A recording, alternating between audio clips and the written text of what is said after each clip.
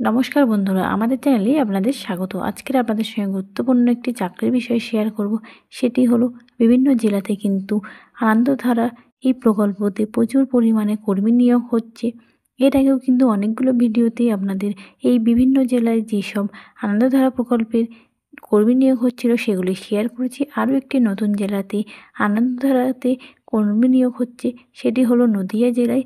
এখানকে আপনারা কিভাবে আবেদন করবেন ইত্যাদি গুরুত্বপূর্ণ সমস্ত বিষয় কিন্তু আপনাদের সঙ্গে আজকে শেয়ার করব। ভিডিওটি প্রথম থেকে শেষ পর্যন্ত দেখতে থাকলে আপনারা কিন্তু সমস্ত গুরুত্বপূর্ণ বিষয়গুলি জানতে পারবেন।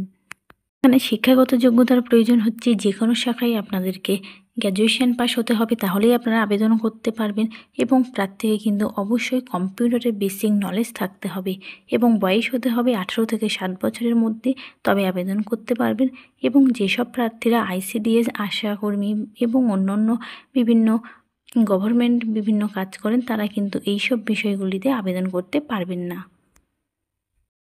এখানে আপনারা বেতন পেতে চলেছেন প্রত্যেক মাসে 20,000 টাকা আপনারা বেতন পাবেন। এবং আপনাদের কাজ যদি ভালো হয়, অর্থাৎ পারফরমেন্স যত ভালো হবে আপনাদের মাইনে কিন্তু তত ইনক্রিজ হবে। অর্থাৎ আপনারা ভালো কাজ করলে কিন্তু আপনাদের মাইনেটাও সাথে সাথে বেড়ে যাবে।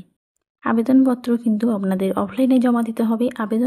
পত্র আপনারা জমা দেবেন নদিয়া জেলার এই অ্যাড্রেসটিতে আপনারা জমা দেবেন। এবং এখানে আপনারা লাস্ট জমা দিতে পারবেন আবেদনপত্র 31/7/2025 পর্যন্ত। এখানে প্রার্থীদের বাছাই করা হবে কিন্তু শুধুমাত্র আপনাদের গ্র্যাজুয়েশনের সেই নাম্বারের ভিত্তিতে এখানে শর্টলিস্ট করা হবে। তারপরে কিন্তু এখানে ইন্টারভিউয়ের জন্য ডাকা হবে। এখানে কিন্তু কোনো রকম আমাদেরকে লিখিত পরীক্ষা দিতে হচ্ছে না।